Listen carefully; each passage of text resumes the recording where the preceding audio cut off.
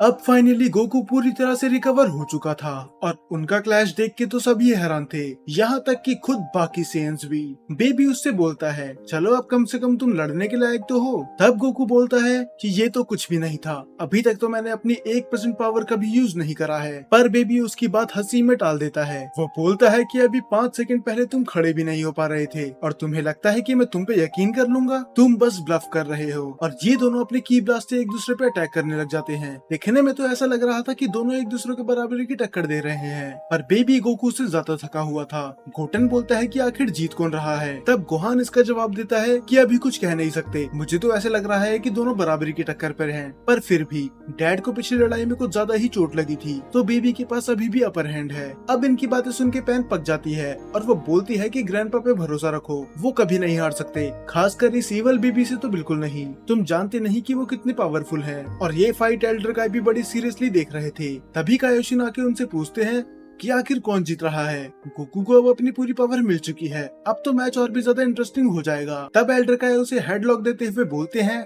कि ये तुम्हारा कोई WWE का मैच नहीं चल रहा, जहाँ पर पूरा यूनिवर्स दाव पे लगा हुआ है। तब एल्डर काय बोलते हैं कि काश मैं गोकू की किसी तरह मदद कर सकता। तब कायोशिन बोलते हैं कि हम कर सकते हैं, क्या होगा अगर हम सभी अर्थ के लोगों को सही कर दें सेक्रेट वाटर की मदद से। तब एल्डर काय खुश हो जाते हैं कि ये तो मैंने सोचा ही नहीं, हम जल्दी से उन सबको बेबी के कंट्रोल से निकाल देते हैं ताकि बाद में हमें कोई दिक्कत ना हो। अब बेबी बड़ी मुसीबत में फंसा हुआ था, वो बुरी तरह से हाफ रहा था और वो गोकू को देख के बोलता है कि आखिर ये चीज क्या है। मैंने उसके ऊपर अपने सभी अटैक कर दिए, पर ये बार बार अपने पैरों पे खड़ा हो जाता है और हर बार पहले से ज्यादा पावरफुल बन के आता है। और अभी भी गोकू उसकी तरह हाफ नहीं रहा था, उसके चेहरे पे तो बस एक स्माइल थी, मानो वो बेबी का मजाक उड़ा रहा है। और वो उसी स्माइल के साथ बोलता है क्या तुम्हारे पास बस इतनी ही पावर थी, मुझे तो अभी मजा आना शुरू हुआ था। बेबी बोलता है कि मैं इस बार तुम्हें मार के ही रहूंगा, भाड़ में गया मेरा ड्रीम, भाड़ में गए मेरे लोग। अगर मेरी कोई आखिरी इच्छा होगी तो वो ये होगी कि मैं तुम्हें अपने साथ लेके जाऊं। और वो तैयार करता है अपना गैलिक गन अटैक। पर गोकू तो अपनी जगह से हिलता भी नहीं, वो बस एक स्माइल के साथ वहीं पर खड़ा होता है और वो बोलता है कि अब मजाक मत करो, मुझे पता है कि तुम इससे बेहतर कर सकते हो। अब वो उस पे कई अटैक करने लग जाता है, पर गोकू तो हिलने का नाम ही नहीं लेता। ये देख के तो बाकी लोगों की दिल की धड़कनें रुक जाती है कि आखिर इधर चल क्या रहा है। वो तो उनकी मूवमेंट कैच भी नहीं कर पा रहे थे क्योंकि वो बहुत स्पीड में लड़ रहे थे। अब आसपास पूरा धुआं हो चुका था और कई जगह पर तो लावा भी लीक हो रहा था। अब बेबी समझ जाता है कि गैलिक गन से तो कुछ नहीं होने वाला, अगर गोकू को रोकना है तो उसे रेडी करना पड़ेगा अपना रिवेंज डेथ बॉल, वो भी पूरी पावर से। हालांकि पिछली बार ये अटैक उस पे फेल हो गया था, पर इस बार वो अपनी ओजारू फॉर्म में है, तो शायद इससे वो गोकू को हरा सकता है। और इस बार ये रिवेंज डेथ बॉल पिछले से भी 50 गुना ज्यादा बड़ा था। गोकू उस अटैक को देख तो लेता है और वो उससे बच भी सकता था, पर उसे पता था कि अगर उसने ऐसा करा तो ये पूरा प्लेनेट ही डिस्ट्रॉय हो जाएगा। तो वो उसे अपने हाथों से रोकने की कोशिश करता है, अगर गलती से भी ये जमीन पे टच हो गया तो खेल खत्म समझो। पर वो अटैक इतना पावरफुल था कि गोकू खुद ही उसके अंदर चली जाता है और इसके अंदर रहना मानो एक ब्लैक होल के अंदर रहने जैसा है।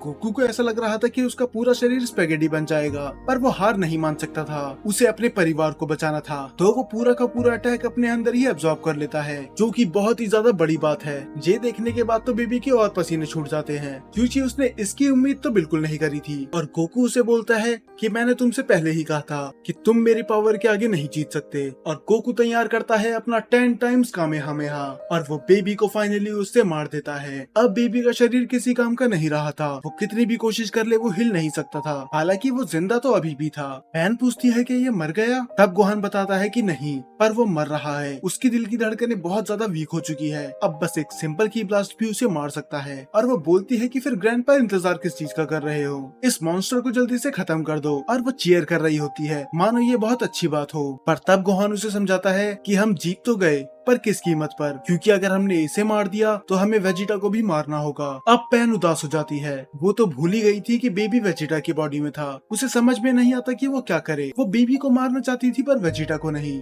अब उनकी सारी खुशी तो धूल में मिल चुकी थी, पर ट्रंक्स अपने दिल पे पत्थर रखते हुए बोलता है कि हमें इसे खत्म करना ही होगा। और मुझे पता है कि डैड भी यही कहते, क्योंकि वो कभी नहीं चाहेंगे कि एक पैरासाइट उन्हें कंट्रोल करे। अब गोकू भी सोच में पड़ जाता है और वो डिसाइड कर लेता है कि उसे क्या करना है, और वो एक बहुत ही बड़ा की ब्लास्ट बनाकर बेबी पे अटैक कर देता है। पैन और ट्रंक्स तो ये देख भी नहीं सकते थे, तो वो अपना मुंह छुपा लेते हैं। वो देखता भी कैसे, क्योंकि उसी के सामने उसके डैड को मारा जा रहा था। पर तभी सब लोग आंख खोल के देखते हैं कि बेबी तो अभी भी वहाँ पर है, पर कुछ मिसिंग था, उसकी टेल। गोकू ने उसकी पूंछ काट दी थी ताकि वो अपनी ओजारू फॉर्म से नॉर्मल फॉर्म में आ जाए, और जैसे ही ऐसा होता है बेबी उसकी बॉडी से बाहर भाग जाता है, क्योंकि अब वेजिटा की बॉडी इतनी वीक थी कि उसमें रहना या ना रहना एक समान था। अब मिस्टर सेटन उसके पीछे हुए भागते हुए जाते हैं कि किधर भाग रहे हो, मर्दों की तरह फाइट करो, मैं तुम्हें बताता हूँ कि असली फाइट किसे कहते हैं। मिस्टर सेटन ने सोचा तो नहीं था, पर बेबी सच में रुक भी जाता है। लगता है मिस्टर सेटन की बातें उसे दिल पे लग गई। अब बेबी उस पर अटैक करने ही वाला होता है, पर जी फाइटर्स उसे आके बचा लेते हैं। अब उसे पता था कि वो इनसे तो नहीं जीत सकता, तो वो वहाँ से भाग जाता है। पैन उसका पीछा करने की कोशिश करती है, पर गोकू बोलता है कि अभी उसको छोड़ो,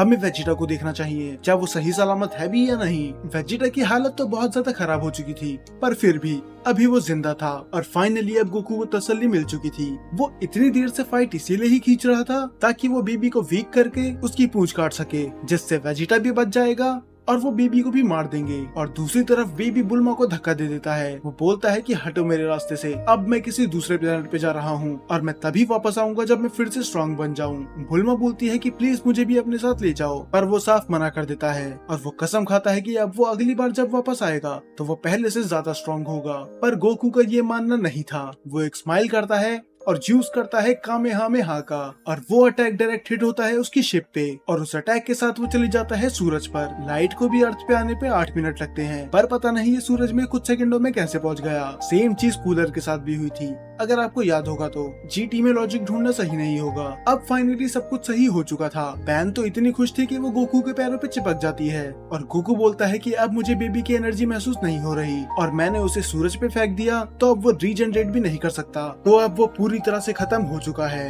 अब गोकू अपनी नॉर्मल बॉडी में आ चुका था। तब पैन बोलती है कि अब तो मुझे आपकी वही बॉडी पसंद आने लगी थी, काश आप उसी बॉडी में रह सकते, कम से कम ग्रैंडमा चीची आपके ऊपर चिल्लाती तो नहीं। गोकू बोलता है कि तुम इसकी चिंता मत करो, मैं जब चाहे अब सुपर सीएन 4 बन सकता हूँ। तब पैन और भी ज्यादा खुश हो जाती है। क्या ऐसा है? तो ठीक है, अगली बार मैं अपने बाकी दोस्तों को भी लेके आऊंगी और आप उन्हें अपनी ये एपिक फॉर्म दिखाना, वो खुश हो जाएंगे। गोकू बोलता है कि मैं कोई सर्कस का बंदर नहीं हूँ, और बाकी सब ये सुन के हंसने लग जाते हैं। और कायोशिन बोलते हैं कि मैं बाकी लोगों को सही कर देता हूँ इस सेक्रेट वाटर से। एक काम करो, डेंडे और बाकी लोग अर्थ के लोगों को सही करो, और मैं और गोहान जाके टफल प्लेनेट के लोगों को सही करते हैं। और पता नहीं इनकी आंखों को क्या हो गया था, तो अब ये सब लोग ऐसा ही करते हैं, ये सभी इंसानों को सही कर देते हैं जो भी बेबी के कंट्रोल में थे। अब फाइनली इनने बेबी को हरा दिया, बाकी सभी लोगों को भी सही कर दिया, और अब गोकू जब चाहे वो सुपर सीएन 4 बन सकता है।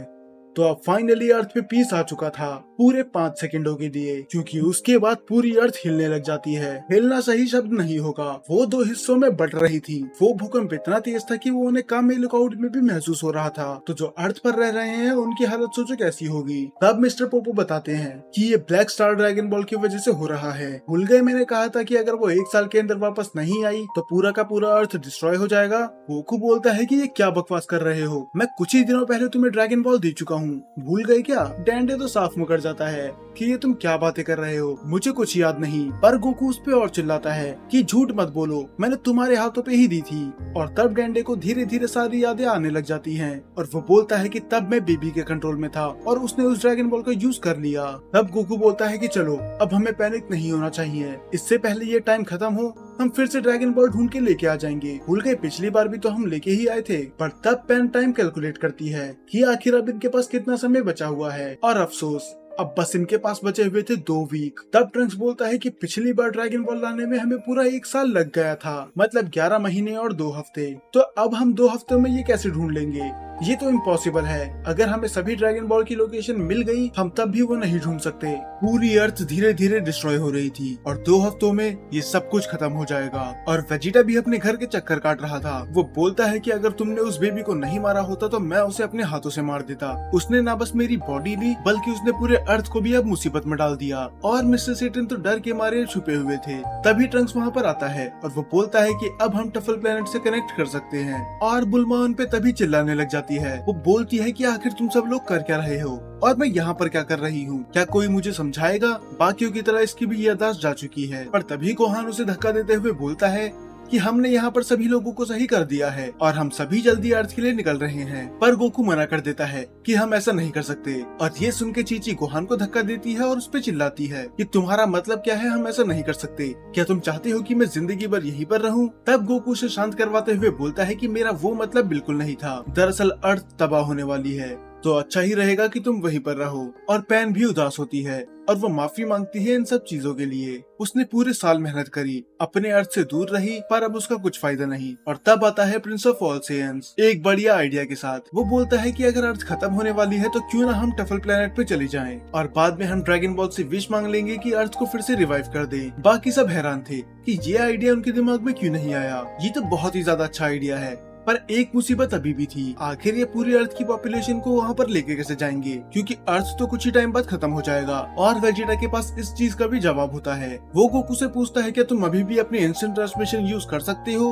गोकू बोलता है हाँ, सुपर सेन 4 में तो वो मेरे लिए बच्चों का खेल है। तो फिर वेजिटा ट्रंक से बोलता है कि एक बहुत ही बड़ी स्पेसशिप तैयार रखो, हम सभी लोगों को उसमें बिठाएंगे और गोकू अपने इंस्टेंट ट्रांसमिशन की मदद से उन सभी को टफल प्लेनेट पे छोड़ के आ जाएगा। गोकू उसकी तारीफ करता है कि मानना पड़ेगा, तुम एक अच्छे लीडर हो, हम सब ने तो उम्मीद खो ही दी थी, पर तुम इतने अच्छे आइडिया के साथ आ गए। तब वेजिटा बताता है कि मैं अपने पुराने टाइम में ऐसा ही करा करता था, एक प्लेनेट से दूसरे प्लेनेट जाना, तो मेरे लिए ये इतनी बड़ी बात नहीं है, मैंने ऐसी सिचुएशन लाखों बार फेस कर रखी है। तब गोकू कायोशिन से बोलते हैं फिर भी ये मेरे लिए बहुत ज्यादा हो जाएगा, तो क्या आप भी मेरी मदद कर सकते हैं? और कायोशिन चुटकी बजाते ही टफल प्लेनेट से अर्थ पे आ जाते हैं और ये सीन बहुत ही ज्यादा कूल था। अब वेजिटा की वजह से सब कुछ सही हो चुका था, अब इन्हें पता था कि क्या करना है और लोगों को वहाँ पर कैसे लेके जाना है। पर अब आने वाली थी उससे भी बड़ी मुसीबत, जो कायोशिन बताते हैं। वो बोलते हैं कि मैं उन्हें तो यहाँ से लेके चले जाऊंगा, पर मेन मुसीबत ये है, क्या वो हमारी बात सुनेंगे? जरा सोच के देखो, पूरी अर्थ की पॉपुलेशन को एक जगह इकट्ठा करना और उन्हें ये बोलना कि हम तुम्हें दूसरे प्लेनेट पे लेके जाएंगे, मुझे नहीं लगता कि वो हम पे भरोसा करेंगे। और अब सबका मुंह फिर से लटक चुका था। अब वो मुंह लटका के बोलते हैं कि काश कोई ऐसा होता जिनकी बातें वो आंखें बंद करके सुन ले। और सबके दिमाग की बत्ती एक साथ ही जलती है और वो बोलते हैं कि हमारे पास एक ऐसा पर्सन है, मिस्टर सेटन। गोकू भी यही बोलता है कि याद है जब हमने भू के साथ फाइट करी थी, तब वेजिटा के कहने पे किसी ने हमें पावर नहीं दी थी, पर मिस्टर सेटन के कहने पे सब ने बिना सोचे समझे अपनी पावर मुझे दे दी थी। तो मैं श्योर हूँ कि वो इनकी बात तो जरूर सुनेंगे। वो मिस्टर सेटन वैसा ही करते हैं जैसे ये बाकी लोग कहते हैं। वो बोलते हैं कि सभी लोग मेरी बातें ध्यान से सुनो, अर्थ बहुत जल्दी खत्म होने वाला है, यहाँ पर कुछ भी नहीं बचेगा, सब कुछ मिट्टी में मिल जाएगा। तो मैं चाहता हूँ कि तुम लोग वैसा ही करो जैसे मैं कहूँगा। और ये सब गोकू और बाकी लोग ऊपर से खड़े होकर देख रहे होते हैं। गोकू बोलता है कि मानना पड़ेगा, तुमने नीचे वो भीड़ देखी, लोग तो उन पे कितना भरोसा करते हैं क्योंकि उन्होंने सेल और माजिन बू को जो हराया है। तब ट्रंक स्माइल करते हुए बोलता है कि अब आप भी उस स्टोरी पे बिलीव करते हो, पर ये बात सच्ची है क्योंकि बिना मिस्टर सेटन के वो सेल और माजिन बू को नहीं हरा पाते। और मिस्टर सेटन अपनी स्पीच कंटिन्यू रखते हैं। वो बोलते हैं कि इस बैच को ध्यान से देखो, ये मेरा बैच है और तुम्हें उन लोगों पे ट्रस्ट करना है जिसने ये बैच पहना होगा। वो तुम्हें एक शिप पे लेके जाएंगे और हम जाएंगे दूसरे प्लेनेट पे। तब कुछ लोग बात करते हैं कि आखिर ये हो क्या रहा है, क्या तुम्हें इन पे भरोसा है? तब वो दूसरा शख्स बोलता है कि अगर मिस्टर सेटन मुझे कुएं में कूदने के लिए बोलेंगे मैं तो वो भी कर दूंगा, तुम्हें पता नहीं कि वो वर्ल्ड चैंप है। और तभी फिर से एक और बड़ा भूकंप आता है और ये सब डरने के बजाय चीयर करने लग जाते हैं कि देखो मिस्टर सेटन कितने होशियार हैं, क्योंकि फिर से एक भूकंप ने कंफर्म कर दिया था कि वो सच बोल रहे हैं। अब पूरी दुनिया ही मान जाती है। तो ट्रंक्स वेजिटा को वो बैच दिखाता है कि ये बैच पहन लो, लोग हम पे तभी भरोसा करेंगे जब उन्हें ये लगेगा कि हम मिस्टर सेटन के अंडर काम करते हैं। पर वेजिटा मना कर देता है। वो बोलता है कि मैं अर्थ के लोगों को बचाना चाहता हूँ, पर मैं अपनी प्राइड के खिलाफ नहीं जा सकता, तो मैं इस जोकर का बैच नहीं पहनने वाला। और वो वहाँ से चली जाता है। अब ये सभी लोगों को बोलते हैं कि एक दूसरे का हाथ पकड़ लो, क्योंकि गोकू और कायोशिन ने इंस्टेंट ट्रांसमिशन की मदद से यहाँ से लेके जाएंगे। और फिर हमें देखने के लिए मिलता है कैमियो अकीरा टोरियामा का। जी हाँ, ये वही है। फिर कायोशिन उन सभी को टफल प्लेनेट पे लेके जाते हैं और गोकू भी पूरे स्टेडियम को एक साथ ही लेके चली जाता है। पर यहाँ पर भी कुछ बदतमीज थे। गोटेन उन्हें समझाने की कोशिश करता है कि अर्थ खत्म होने वाली है, पर वो बोलते हैं कि हमें फर्क नहीं पड़ता, तुम्हें क्या लगता है कि हम बेवकूफ हैं? हम यहाँ से नहीं जाने वाले। और तब वेजिटा उन्हें अपने भाषा में समझाता है। वो सभी को एक एक पंच मारकर बेहोश कर देता है और बोलता है कि इन्हें गाड़ी में भर दो, हमारे पास टाइम नहीं है कि हम इनसे बहस करें। और यहाँ पर ये अपने जानवर भी लेके जा रहे थे, कोई भी पीछे नहीं छूटना चाहिए। और अब हमें दिखने वाले थे बहुत ही सारे कैमियो। अगर आपने ड्रैगन बॉल क्लासिक देखा है तो आप इन सभी कैरेक्टर्स को पहचान सकते हैं। सबसे पहले हमें दिखाए जाते हैं एंड्रॉइड 8 और सुनो, और माजिन बू को तो आप जानते ही है। और ये जो लड़का लड़का है ये है उपा, ये भी ड्रैगन बॉल में था।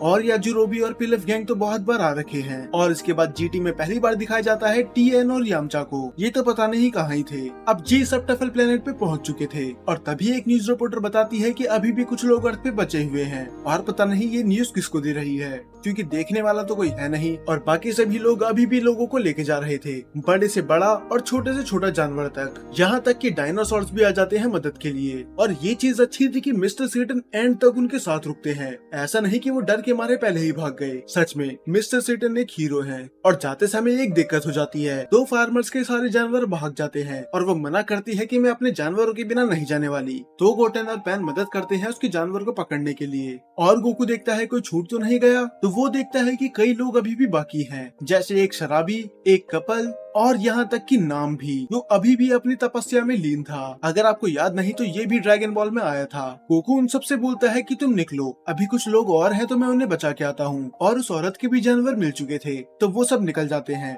और गोकू एक एक करके सभी को बचा लेता है। अब यहाँ तक कि मछलियाँ भी सेफ थी। तब गोकू पूछता है कि सब लोग सही सलामत आ तो गए ना। और वो औरत अपने एक एक बत्तखें गिनती है कि कहीं कोई पीछे तो नहीं छूट गई। और जब वो पूरी काउंटिंग कर लेती है तब उसे चैन की सांस मिलती है कि चलो मेरे सारे जानवर सही सलामत आ गए। और इतनी देर बाद उन्हें रियलाइज होता है कि उनका बच्चा किधर है। और इनका बच्चा पूरे अर्थ में अकेला घूम रहा था। उसे पता ही नहीं था कि बाकी लोग कहाँ चले गए। वो तो बस थोड़ी देर के लिए उस शिप से भाग गया था और वहाँ की चट्टान टूट जाती है और ये बच्चा गिरने लगता है सीधा लावा में। गोकू उसे नहीं ढूंढ पा रहा होता कि आखिर वो बच्चा है किधर, पर वो देखता है कि वो बच चुका है। पिकलो ने उसे बचा लिया था। गोकू बोलता है कि अब हमें जल्दी चलना चाहिए, ये अर्थ कभी भी फट सकता है, क्योंकि उसकी हालत पहले से ही बहुत बेकार हो चुकी थी। पर गोकू अपनी नॉर्मल फॉर्म में आ जाता है। वो बोलता है कि लगता है मैंने इस बार कुछ ज्यादा ही पावर यूज कर ली, अब हम यहाँ से नहीं जा सकते। पर पिकलो उसका हाथ पकड़ते हुए बोलता है कि ऐसा कुछ नहीं है जो तुम नहीं कर सकते, तुम्हें बचना ही होगा, अपने लिए नहीं इस बच्चे के लिए। और वो उसका हाथ पकड़ के उसे अपनी एनर्जी दे देता है और उस एनर्जी से फाइनली गोकू टेलीपोर्ट कर पाता है। और वो देखता है कि आसपास पिकलो तो है ही नहीं, पर ऐसा क्यों, वो हमारे साथ क्यों नहीं आया। और गोकू को रियलाइज हो जाता है कि वो क्या करने की सोच रहा है। वो उधर ओरा फार्मिंग कर रहा था। तभी अपनी टेलीपैथी से वो गोहान से बात करता है और वो उसे बताता है कि मैं अपने आप को सेक्रीफाइस करने वाला हूँ, तो तुम अपनी ट्रेनिंग और बाकी चीजों पे अच्छे से ध्यान देना। और आखिरी बात, मुझे तुम पे गर्व है, तुम मेरे सबसे अच्छे स्टूडेंट हो। गोहान पैनिक हो जाता है। वो बोलता है कि ऐसी बातें मत करो, डैड तुम्हें आके बचा लेंगे। तब पिकलो बोलता है कि ऐसा कुछ नहीं होगा, क्योंकि अब गोकू के पास इतनी एनर्जी नहीं है कि वो टेलीपोर्ट कर सके। हालांकि कायोशिन आके मुझे बचा सकते हैं, पर मुझे बचना नहीं है। गोहान पूछता है फिर आप ऐसा क्यों बोल रहे हो, अगर कायोशिन आपको बचा सकते हैं तो आप वापस आना क्यों नहीं चाहते। तब पिकलो बताता है ब्लैक स्टार ड्रैगन बॉल्स के बारे में, कि मेरे अंदर उस नेमलेस नेमेकियन का हिस्सा है, तो अगर मैं मर गया वो ड्रैगन बॉल पत्थर में बदल जाएगी और इसके बाद कभी भी किसी को कोई दिक्कत नहीं होगी। और ये सुन के गोहान रोने लग जाता है। ये आखिरी बार था जब वो पिकलो के साथ बात कर रहा है और वो उसे हक तक नहीं कर सकता। पिकलो एक स्माइल के साथ बोलता है कि अब तुम्हें मेरी जरूरत नहीं है, तुम बहुत ज्यादा स्ट्रॉन्ग बन चुके हो और तुम मेरे बिना भी अपने लोगों को प्रोटेक्ट कर सकते हो और तुम मेरी लाइफ का सबसे बेस्ट पार्ट थे। और ये बोलने के बाद पूरी की पूरी अर्थ ब्लास्ट हो जाती है और उसके साथ पिकलो भी। सभी बस देखने के अलावा और कुछ कर नहीं सकते थे। उनने अपने सबसे ताकतवर वॉरियर में से एक को खो दिया हमेशा के लिए। गोहान अपने आंसू रोक नहीं पाता कि काश वो कुछ कर सकता, काश वो उन्हें बचा सकता, पर पिकलो ने अपना मन बना ही लिया था। तो कुछ टाइम बाद ये पुरुंगा को समन करते हैं और पूरी की पूरी अर्थ को फिर से रिक्रिएट करा जाता है। अब लाइफ फिर से अच्छी हो चुकी थी। तो कुछ महीनों बाद ये पार्टी रखते हैं जहाँ पर पिकलो मर गया और इन्हें पार्टी की पड़ी है। और तब वहाँ पर ट्रंक्स भी आ जाता है। पैन तो उसे देख के पहचान ही नहीं पाती कि ये ट्रंक्स है और उसके साथ आता है पैन का पुराना दोस्त गिरू। जी हाँ, ये मर तो गया था पर है तो ये एक रोबो ही। तो ट्रंक्स ने इसे अपनी टेक्नोलॉजी से सही कर दिया। तब बुल्मा गोकू की तरफ देखते हुए बोलती है कि पिकलो की मौत के बाद अल्टीमेट ड्रैगन बॉल स्टोन बन चुकी है, पर गोकू का कर्ज अभी भी रिवर्स नहीं हुआ, वो अभी भी एक बच्चा ही है। तब चीची इस बात को मजाक में उड़ा देती है और वो बोलती है कि गोकू पहले भी बच्चा ही था, बस तब उसकी हाइट बड़ी थी। सभी अपनी मस्ती में लगे हुए थे सिवाय गोहान के। वो पिकलो को मिस कर रहा था, पर गोकू उसे समझाने की कोशिश करता है कि अगर पिकलो यहाँ पर होता तो वो नहीं चाहता कि तुम इस बात पे उदास हो। वो एक हीरो की मौत मरा है तो हमें सेलिब्रेट करना चाहिए उसके सेक्रीफाइस के लिए। और वो जानता था कि गोकू सही है। अब तो फाइनली सब कुछ सही हो चुका था, इन्हें पीस मिल चुका था, अब कोई दिक्कत नहीं थी। काश मैं ऐसा कह सकता, पर अभी भी 24 एपिसोड बचे हुए हैं। तो अब आने वाली है बेबी से भी बड़ी मुसीबत, और वो मुसीबत क्या होगी ये आपको पता चलेगा अगले एपिसोड में। और एक और अच्छी खबर, अगर आपको पता होगा कि मेरी सबसे popular video Alia sometimes hides her feeling in Russian, उस पे कॉपीराइट क्लेम आने की वजह से मुझे उसमें कई सीन काटने पड़े थे। हालांकि मैंने वो फिर से री-अपलोड कर दी थी, पर फिर भी कई लोगों की यही शिकायत थी कि उस वीडियोस में बहुत ज्यादा ब्लर्स हैं और उसमें जो फोटो यूज करी गई है वो सीन से मैच नहीं हो रही। तो मैंने पूरी की पूरी ओरिजिनल वीडियो मेंबर्स के लिए अपलोड कर दी है, क्योंकि अगर वो वीडियो मेंबर्स ओनली में रहेगी तो इससे फर्क नहीं पड़ेगा कि उसमें कितने क्लेम आते हैं। तो जितने भी चैनल्स के मेंबर हैं वो जाके वो वीडियो देख सकते हैं। कूजे उससे पूछता है कि उसने उसे धोखा क्यों दिया, और वो अपने डिफेंस में बोलती है कि वो तो उसे बस क्वेश्चन नंबर बता रही थी, जो कि कूजे के साथ हम सभी जानते हैं कि ये सच नहीं है। बाद में आलिया उसे रशियन में कुछ बोलती है। कूजे थोड़ा कंफ्यूज था और वो उससे फिर से पूछता है कि उसने क्या बोला। फिर वो बताती है कुछ नहीं, वो बस रशियन में उसे बेवकूफ बोल रही है, पर सच तो ये था वो उसे क्यूट बोल रही होती है। और उससे भी बड़ा ट्विस्ट ये था कि कूजे को रशियन आती है। उसे हर एक वो वर्ड समझ में आ रहा था जो आलिया बोल रही थी। वो सोचता है कि उसे आलिया को बता देना चाहिए कि उसे रशियन आती है, पर ये बात उसे भी पता थी कि अगर उसने ऐसा करा तो वो शर्म के मारे बेहोश हो जाएगी। तो वो डिसाइड करता है कि वो इसे सीक्रेट ही रखेगा।